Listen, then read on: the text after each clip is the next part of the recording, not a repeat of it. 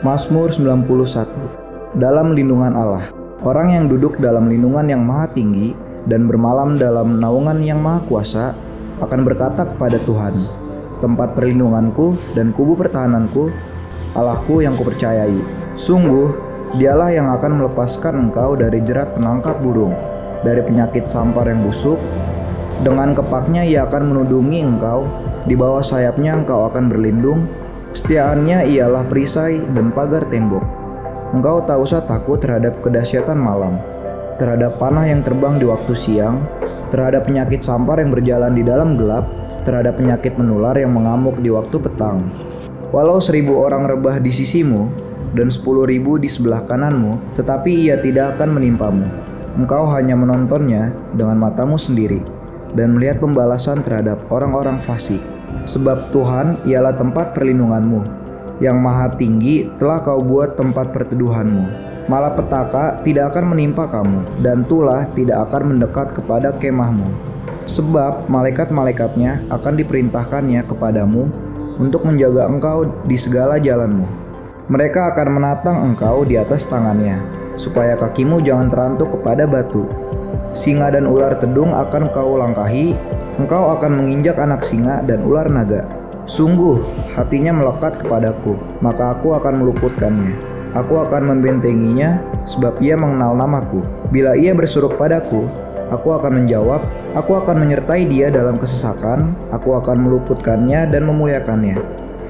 Dengan panjang umur akan kukenyangkan dia, dan akan kuperlihatkan kepadanya keselamatan daripadaku. Amin.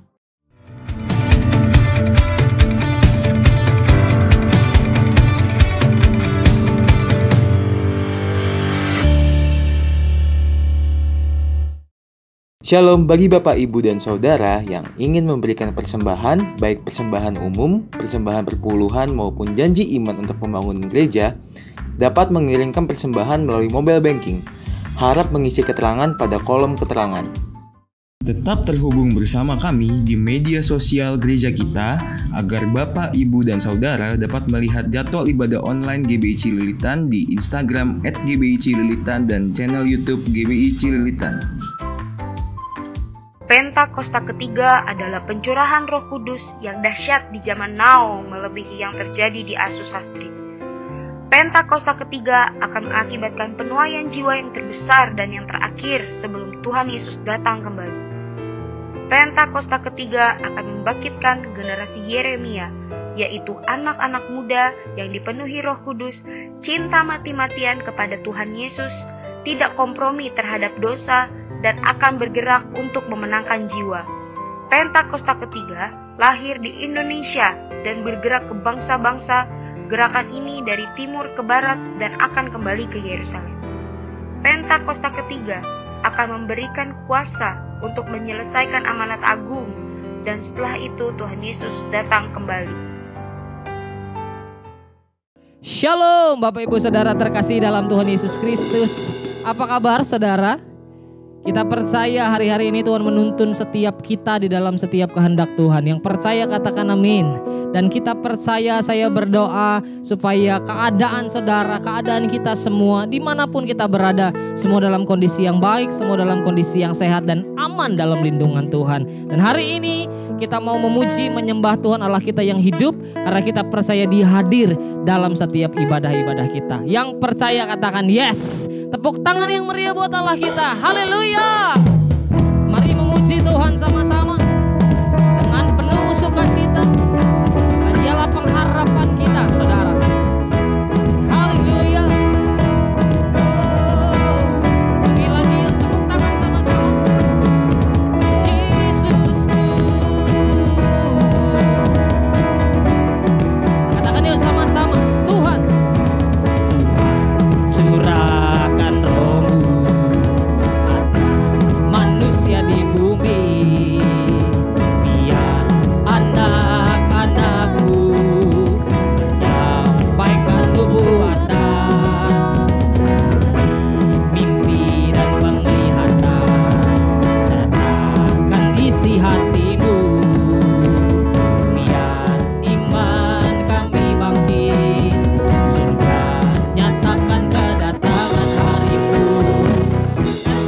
kebangkitan yang besar, kan ada pemulihan di negeri kami, kan ada kebangkitan yang besar yang berseru kepada Yesus diselamatkan.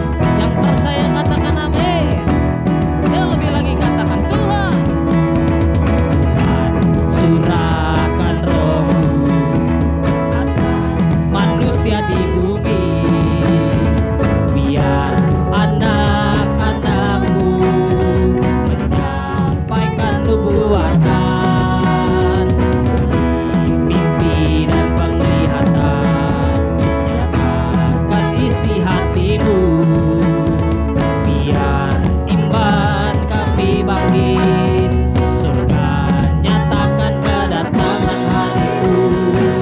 Kan ada kebangkitan yang besar, kan ada pemulihan di negeri kami, kan ada kebangkitan yang besar yang berseru kepada Yesus diselamatkan. Lebih lagi, kan ada kebangkitan yang besar, kan ada pemulihan di negeri kami, kan ada kebangkitan yang besar yang berseru kepada Yesus dengan iman sekali lagi sama-sama. Kan ada kebangkitan yang besar, kan ada pemulihan di negeri kami, kan ada kebangkitan yang besar yang berseru kepada Yesus diselamatkan, yang berseru kepada Yesus diselamatkan, yang berseru kepada Yesus diselamatkan. Haleluya, Tuhan Yesus dahsyat.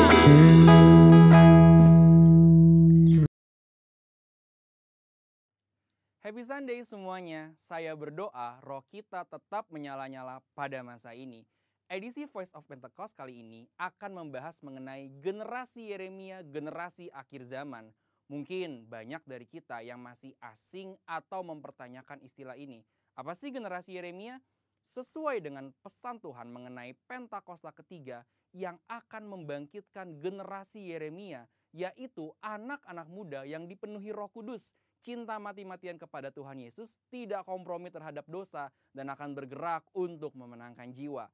Maka dari itu, hari ini mari kita lihat apa yang Alkitab katakan tentang generasi Yeremia, generasi akhir zaman. Apabila kita membaca kitab Yeremia dan kehidupan Yeremia, kita mengetahui bahwa Yeremia dipanggil sejak masa mudanya. Di dalam Alkitab biasanya seseorang yang dipanggil sejak masa mudanya memiliki kekhususan yang penting. Mereka memainkan peran penting yang menjadi titik balik rencana Allah bagi umatnya. Kita juga dapat menemukan bahwa kehidupan dan pelayanan Yeremia memiliki korelasi dengan anak-anak muda yang sedang melayani Tuhan pada masa ini. Yang pertama, Yeremia hidup dan melayani dalam zaman yang unik, di mana bangsa Yehuda akan memasuki satu era yang baru. Pemahaman-pemahaman dan cara hidup mereka yang lama kini harus diperbaharui. Yeremia hidup mengikuti tuntunan dan pesan Tuhan sehingga dapat memasuki era baru ini. Yeremia juga hidup di zaman lunturnya pengenalan akan Tuhan, di mana orang-orang tetap beribadah seperti biasa secara formalitas. Mereka datang beribadah kepada Tuhan, tetapi tidak menunjukkan pertobatan dan perubahan hidup. Apabila kita melihat hari ini, ada berapa banyak orang Kristen yang beribadah tetapi hatinya menjauh dari Tuhan. Maka dari itu, generasi Yeremia adalah generasi yang siap memasuki era baru dengan cara penuh Roh Kudus dan menyuarakan pertobatan besar-besaran. Yang kedua, Yeremia dipanggil kepada gaya hidup penyangkalan diri yang radikal. Dalam Yeremia 1 ayat 17-18, Tuhan meminta Yeremia tidak gentar menyuarakan hal yang bertentangan dengan dosa dan pelanggaran. Yeremia sangat banyak menyangkal dirinya. Ia bahkan diminta untuk tidak menikah, mengingat bangsanya akan memasuki keadaan darurat. Hal ini bukan berarti semua generasi Yeremia dipanggil untuk tidak menikah, tetapi ini menjadi contoh betapa sungguh-sungguhnya generasi Yeremia harus menyangkal dirinya. Hari-hari ini kita juga sedang memasuki keadaan darurat akibat dari merebaknya COVID-19 dan krisis ekonomi yang mempengaruhi seluruh dunia. Mungkin keadaan darurat hari ini menjadi tanda bangkitnya generasi Yeremia. Maka generasi Yeremia adalah generasi yang siap menyangkal dirinya bagi rencana Tuhan dalam banyak hal. Generasi yang cinta mati-matian kepada Tuhan Yesus dan akan melayani Indonesia seperti yang belum pernah terjadi sebelumnya.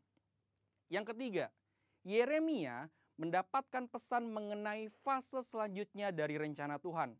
Yeremia 31 ayat 33 sampai 34 mengatakan, "Tetapi beginilah perjanjian yang kuadakan dengan kaum Israel sesudah waktu itu. Demikianlah firman Tuhan.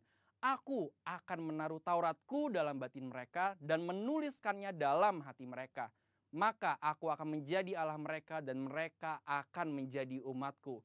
Dan tidak usah lagi orang mengajar sesamanya atau mengajar saudaranya dengan mengatakan, 'Kenallah Tuhan,' sebab mereka semua besar kecil akan mengenal aku. Demikianlah firman Tuhan, sebab aku akan mengampuni kesalahan mereka dan tidak lagi mengingat dosa mereka."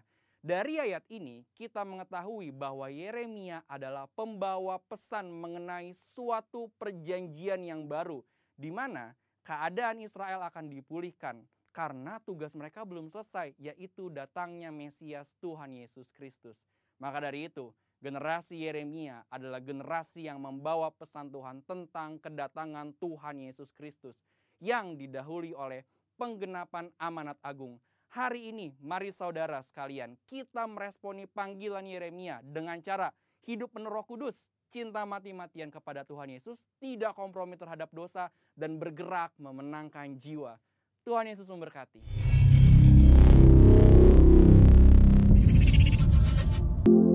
Kami bersyukur di hadapan-Mu ya Tuhan. Terima kasih untuk segala kebaikan-Mu, pertolongan-Mu, perlindungan Tuhan yang nyata buat kami sepanjang minggu ini. Tuhan, kami tahu Engkau menyertai setiap hidup kami. Tuhan, siapakah kami ini boleh layak di hadapan-Mu? Terima kasih Tuhan untuk setiap hal yang Tuhan lakukan dalam hidup kami. Kami tahu Tuhan merancangkan segala sesuatu yang terbaik dalam kami Tuhan. Dan hari ini Tuhan, lebih daripada itu kami mau datang di hadapan-Mu, menyembah, memuji, meninggikan, membawa hidup setiap kami berkenan kepadamu. Tuhan, ini korban syukur kami kepadamu, hadir di tengah-tengah kami. Kami mau menyembah, meninggikan-Mu ya Tuhan. Biar mujizat-Mu dinyatakan dalam kami. Yang sakit disembuhkan, yang lemah dikuatkan, yang terikat dibebaskan Tuhan. Karena kami percaya dalam hadirat-Mu, mujizat-Mu terjadi. Hikarala barala barala barala barala barala barala barala barala barala barala barala barala barala barala barala barala barala. Oh ya narala maya darala balala balala balala balala balala balala balala balala balala balala balala balalamu. Yesus Tuhan. Thank you Lord. Tuhan hadir di bait kudusnya saat umat mencari wajahnya, berseru, berdoa, bersujud menyembah, dan menikmati kehadirannya. Tuhan mau dekat dengan umatnya yang datang dengan segenap hatinya, berseru, berdoa, bersujud menyembah, dan menikmati kehadirannya.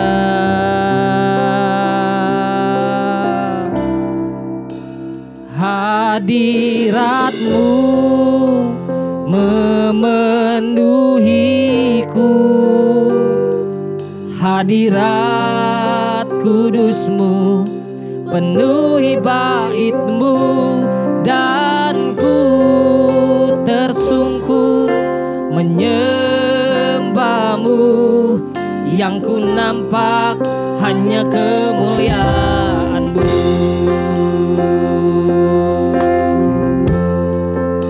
Katakan sama-sama, Tuhan hadir di bait kudus-Nya saat umat mencari wajah-Nya, berseru, berdoa, bersujud menyembah, dan menikmati kehadiran-Nya. Tuhan mau dekat dengan umat-Nya yang datang dengan segenap hatinya, berseru, berdoa, bersujud menyembah, dan menikmati kehadiran-Nya.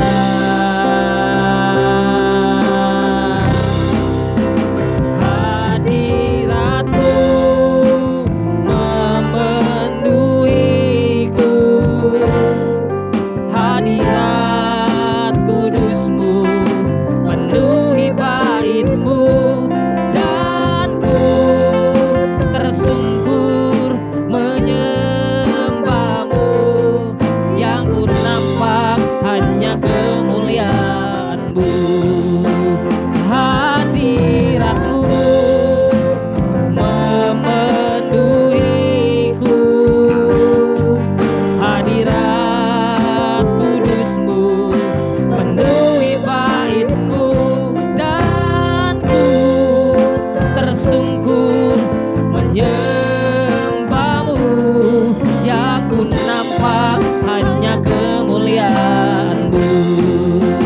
Hadirat-Mu memenuhiku, hadirat kudus-Mu penuhi bait-Mu, dan ku tersungkur menyembah-Mu, yang ku nampak hanya kemuliaan. Sembah Tuhan.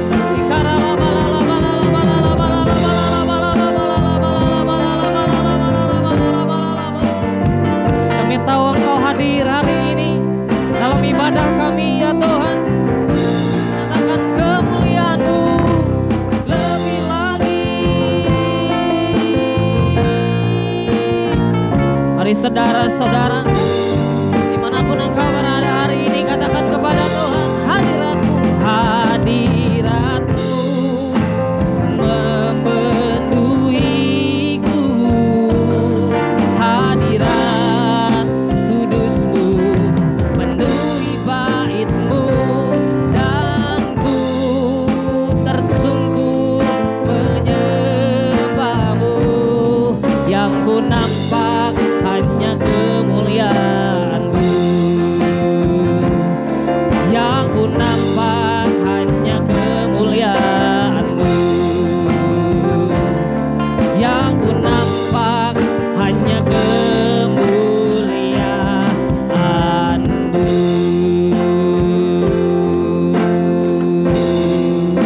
Ikaralabalalabayandalalamu, shanaralabalalabalalamu.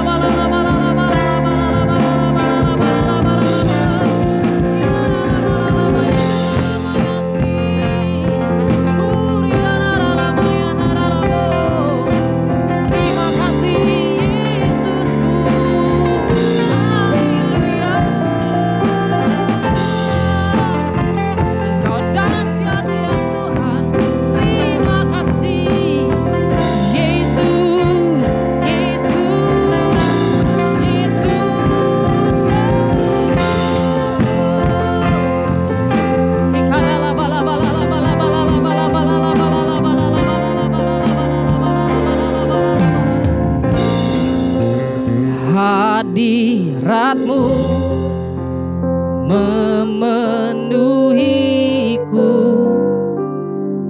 Hadirat kudus-Mu penuhi bait-Mu, dan ku tersungkur menyembah-Mu.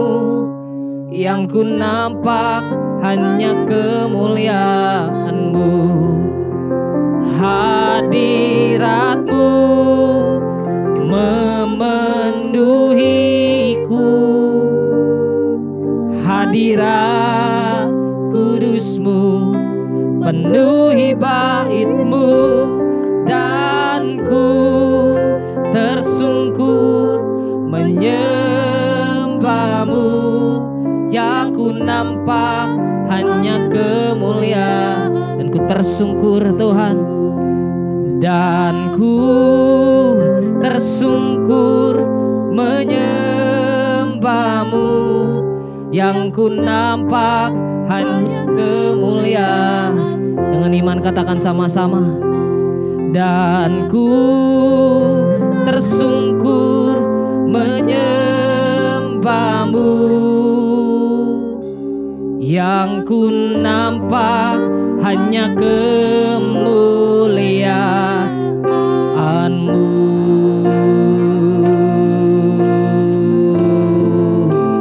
Haleluya Tuhan. Terima kasih Tuhan. Kami bersyukur hari ini kami boleh mengalami Engkau dalam hidup kami Tuhan. Kalau kami ada hari ini sebagaimana kami ada, kami tahu bukan karena kuat gagahnya kami, tapi semua karena anugerah kebaikan Tuhan atas kami. Tuhan, kami berdoa hari ini kami mau mendengar isi hati-Mu. Tuhan, urapi setiap kami, terlebih lagi urapi hamba-Mu yang akan menyampaikan isi hati-Mu Tuhan. Berikan kuasa-Mu Tuhan, curahkan roh-Mu atas hamba-Mu ini, supaya apa yang hamba-Mu boleh sampaikan itu boleh mengajar setiap kami, mengubah paradigma kami, sehingga hidup setiap kami yang kami akan lalui di depan kami mau melangkah untuk menggenapi semua rencana Tuhan. Tuhan, pakai kami, ubah hati kami, bentuk kami untuk menjadi serupa dengan Engkau lewat kebenaran firman-Mu hari ini. Tuhan, kami berdoa, nyatakan kuasa, kemuliaan, mujizat-Mu di tengah-tengah kami. Bawa kami lebih lagi mengasihi Engkau. Terima kasih ya Tuhan, terima kasih banyak. Kami buka hati, kami buka telinga kami mau mendengar isi hati-Mu Tuhan. Berfirmanlah, kami siap ya Tuhan. Di dalam nama Tuhan Yesus Kristus kami berdoa dan mengucap syukur. Sama-sama kita katakan amin. Bapak Ibu dan saudara yang kasih Tuhan, sebelum kita mendengar firman Tuhan, mari kita sama-sama bersatu di dalam doa. Tuhan Yesus, Tuhan yang Maha Besar dan dahsyat, sumber kebenaran, kami mengucap syukur atas kasih karunia dan anugerah-Mu ya Tuhan. Urapi kami semua Tuhan untuk menerima kebenar firman. Tuhan, ini kami, hamba-hamba-Mu, jadilah sesuai kehendak-Mu ya Bapa. Kami siap jalankan firman, nyatakanlah kemuliaan-Mu. Dalam nama Tuhan Yesus kami telah berdoa dan mengucap syukur. Sama-sama katakan amin. Halo Bapak Ibu dan saudara dikasih Tuhan, apa kabar? Harapan saya saudara selalu sehat, tetap setia, semangat dan kuat di dalam Tuhan. Judul khotbah saya hari ini adalah Tuhan yang peduli kepada umat-Nya. Sebenarnya kami ucapkan terima kasih kepada Pak Pendeta Sunawan yang telah memberikan kesempatan kepada saya untuk menyampaikan kebenaran firman Tuhan. Saudaraku yang dikasihi Tuhan, kita sama-sama membaca firman Tuhan yang terambil dari Keluaran 2 ayat 23 sampai 25. Musa diutus Tuhan. Lama sudah itu matilah Raja Mesir, tetapi orang Israel masih mengeluh karena perbudakan, dan mereka berseru-seru sehingga teriak mereka minta tolong karena perbudakan itu sampai kepada Allah. Allah mendengar mereka mengerang. Lalu ia mengingat kepada perjanjiannya dengan Abraham, Ishak, dan Yakub. Maka Allah melihat orang Israel itu dan Allah memperhatikan mereka. Demikian firman Tuhan ini. Aku yang kasih Tuhan Yesus, pandemi COVID-19 belum berlalu di bumi Indonesia ini sudah. angka penyebarannya semakin hari semakin meluas dan tinggi. Dampak yang ditimbulkan semakin masif dalam Tuhan Yesus. Banyak karyawan yang di PHK, banyak sekolah-sekolah yang masih diliburkan, belajar lewat daring, kegiatan banyak yang diundur, saudara. Bisnis banyak yang tersungkur, saudara. Pemasukan mulai mundur, saudara.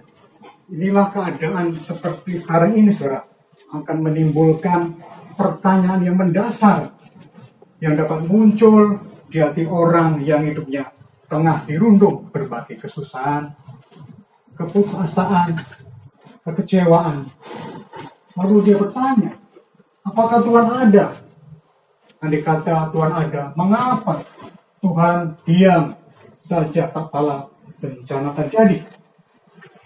Bertanya lagi, mengapa hidup manusia harus penuh dengan berbagai kemalangan? Ini pertanyaan yang dikatakan oleh orang-orang yang sedang berputus asa, saudara. Mengapa penyakit dan kesulitan tidak pernah hengkang dari hidup ini? Lalu bagaimana menjelaskan kepada mereka tentang hal ini, saudara Kristen Yesus? Bapak Ibu yang dikasihi Tuhan, dalam kitab Keluaran pasal 2 ayat 23-25 yang sama-sama kita baca tadi, kita mendapat tentang Tuhan yang ternyata mau berurusan dengan persoalan manusia. Di sini setidaknya ada 4 kata kerja aktif yang ditujukan kepada Tuhan, yaitu mendengar, mengingat, melihat, memperhatikan. Ayat 24-25 kita baca lagi. Allah mendengar, mereka mengerang, lalu yang mengingat kepada perjanjiannya dengan Abraham, Ishak, dan Yakub. Maka Allah melihat orang Israel itu dan Allah memperhatikan mereka. Dalam Tuhan Yesus, Tuhan Yesus rupanya adalah Tuhan yang personal, yang melibatkan diri secara pribadi. Tuhan Yesus yang empati, turut merasakan. Tuhan yang turut ambil bagian di dalam kehidupan kita, saudara. Tidak ada seorang pun yang terlalu kecil untuk dapat diperhatikan Tuhan. Firman Tuhan katakan di Matius 10 ayat 30-31, saudara. Dan kamu, rambut kepalamu pun terhitung semuanya. Sebab itu janganlah kamu takut, karena kamu lebih berharga daripada banyak burung pipit. Ini firman Tuhan. Jadi jelas di sini Alkitab mengatakan dengan jelas mengungkapkan bahwa Tuhan yang begitu memperhatikan apa yang diciptakannya, saudara. Teristimewa umatnya, kita ini, saudara, yang diciptakan Tuhan. Apa yang Tuhan ciptakan sebagai perbuatan tangannya, Ia memberi pertolongan dan tidak pernah meninggalkan apa yang diciptakannya, saudara. Jadi kita nggak perlu takut dan khawatir, ya saudara, dalam hidup ini, karena Tuhan yang menjaga kita tidak pernah terlalap. Tuhan selalu melindungi, memagari dalam kehidupan kita pribadi dan juga kehidupan keluarga kita, saudara. Di Mazmur 124 ayat 8 katakan, pertolongan kita adalah dalam nama Tuhan yang menjadikan langit dan bumi. Jadi pertolongan tidak ada pada siapapun selain dari Tuhan Yesus yang berpertolongan kepada kita. Amin, saudara. Tuhan tidak meninggalkan orang yang mencarinya di Mazmur 9:11. Orang yang dikasihnya di Mazmur 30 ayat 28. Miliknya sendiri Mazmur 94 ayat 14. Ia tidak meninggalkan orang benar, Mazmur 37 ayat 25. Dan orang pilihannya yang kepadanya aku berkenan, Yesaya 14:1. Inilah firman-firman yang menguatkan kita di hari-hari ini, saudara, bahwa Tuhan yang kita sembah, Tuhan yang kita agungkan, adalah Tuhan yang setia kepada kita. Walaupun kadang-kadang kita tidak setia, Tuhan, tapi Tuhan setia kepada kita. Dia mengasihi kita dengan segenap kekuatan diberikan kepada kita. Kita dimampukan, diberi kekuatan untuk menjalani kehidupan ini, saudara. Dari kasih Tuhan Yesus, dari ayat-ayat Alkitab ini nyata pada kita suatu kebenaran bahwa kita tidak usah merasa terlalu kecil untuk dapat diperhatikan Tuhan. Asal jika kita menjadi orang benar dan mencari Tuhan dengan segenap hati, kita patut bersyukur karena boleh mengalami kehangatan pribadi Tuhan yang nyata di hidup kita. Kita selalu syukur dalam segala hal yang Tuhan kendaki di depan kita. Karena terjadi di depan kita, Firman Tuhan katakan bahwa aku sekali-kali tidak meninggalkan engkau. Tuhan sudah menyertai dalam setiap langkah kehidupan kita.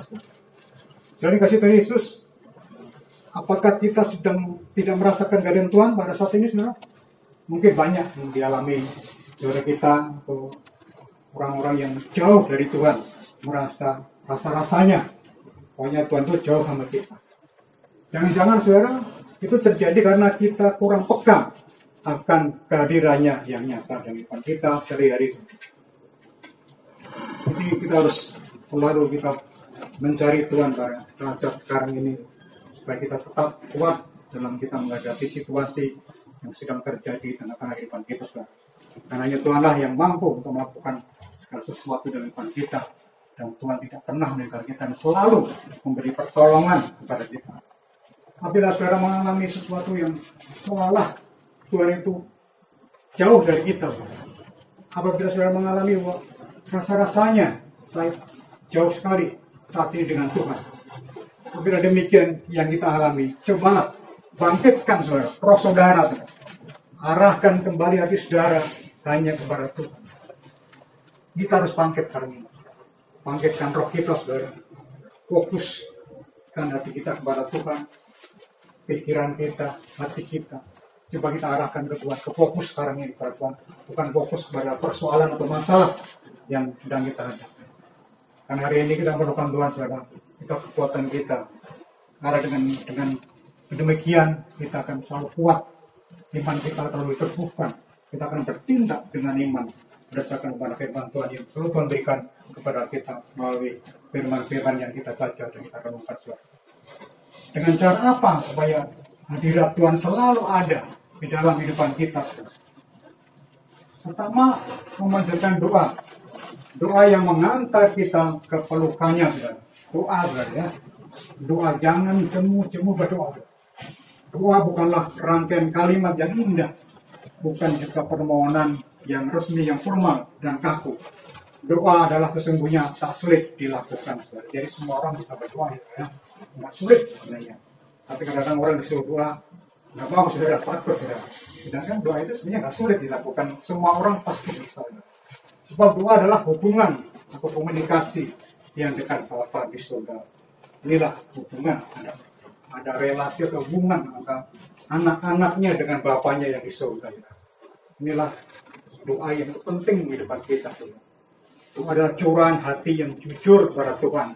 Kita menyadari bahwa keterbatasan kita, tanpa pertolongan Tuhan di dalam kehidupan kita tidak membuat apa-apa. Karena itu kita perlu doa kepada Tuhan. Karena dialah Allah yang maha besar, Allah yang maha kuasa, Allah yang maha hadir, yang selalu memperhatikan kehidupan kita. Walaupun dia tinggal di surga, tapi dia memperhatikan kehidupan kita dengan Roh Kudus yang memberikan kepada kita, yang tinggal dalam kita, yang selalu memberikan pertolongan, memberikan kekuatan kepada kita, memberikan nikmat kepada kita, saudara. Maka doa adalah curahan hati yang jujur kepada Tuhan. Apa katakan saja apa yang kita mau kepada Tuhan, Tuhan akan mendengar akan doa kita, saudara. Maka doa tak perlu mengesankan orang lain, tak perlu bertele-tele, saudara. Tuhan sendiri yang maha tahu, sangat mengerti segala kebutuhan kita. Apa yang kita perlukan, apa yang kita butuhkan, Tuhan sediakan. Allah akan memenuhi segala keperluanmu menurut kekayaan kemuliaan di dalam Tuhan Yesus Kristus.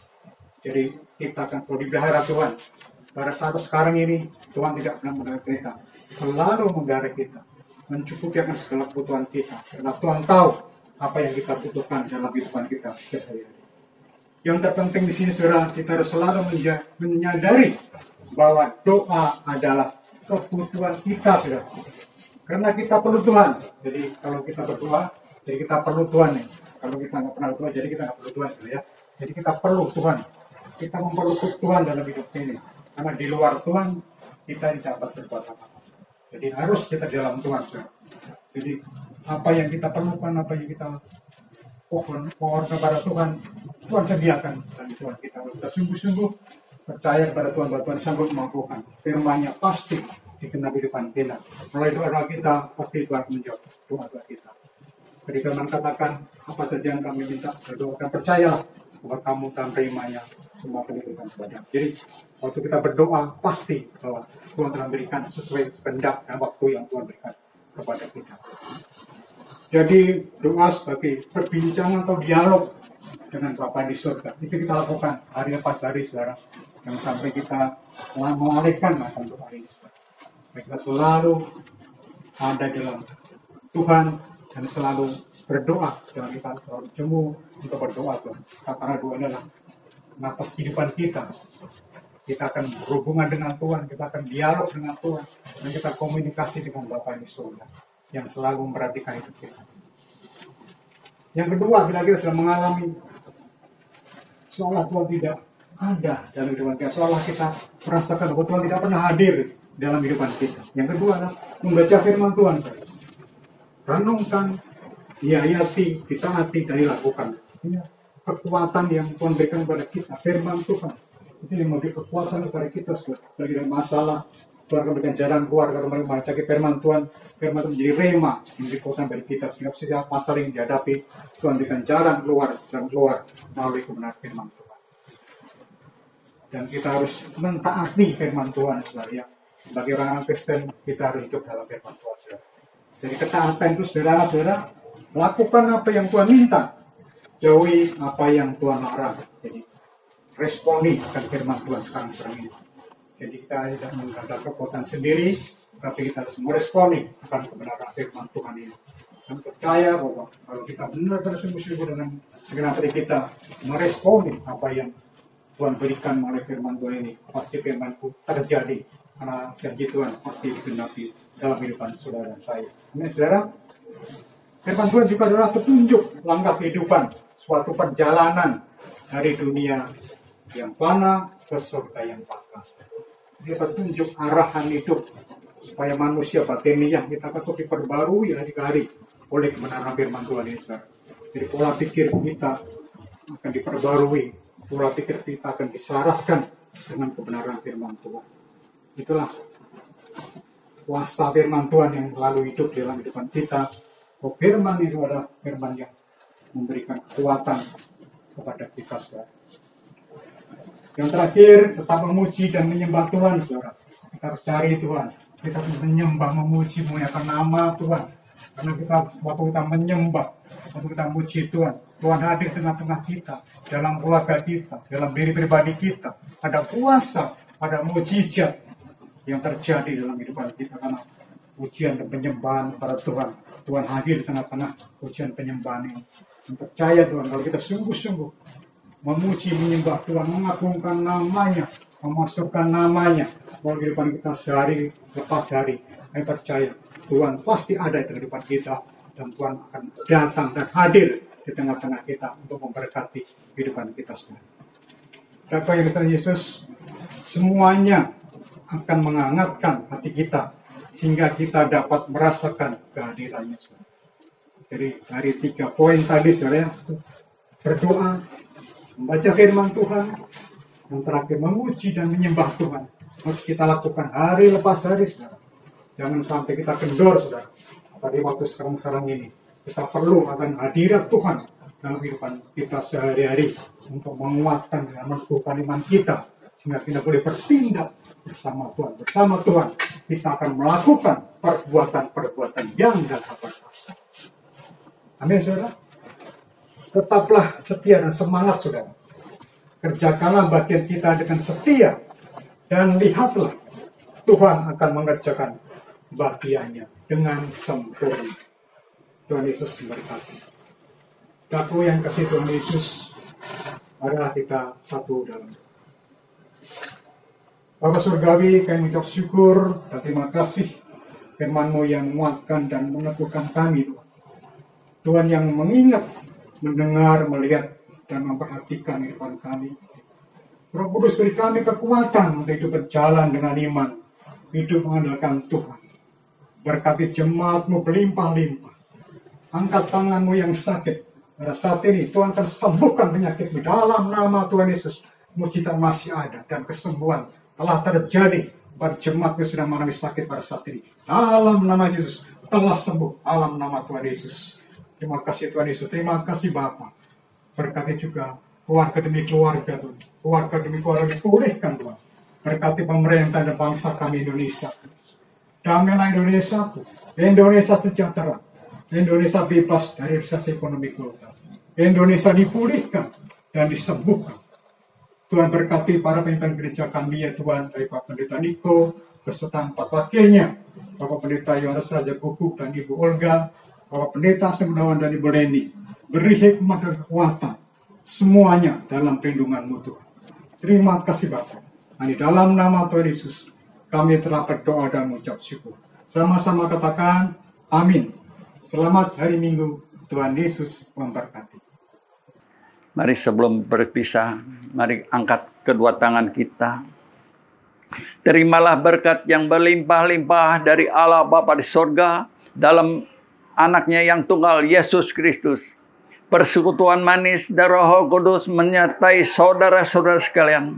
Mulai saat ini sampai Tuhan Yesus datang kedua kali menjemput kita di awan-awan yang permai, bahkan sampai selama-lamanya. Yang diberkati sama-sama katakan amin. Selamat hari Minggu, Tuhan berkati.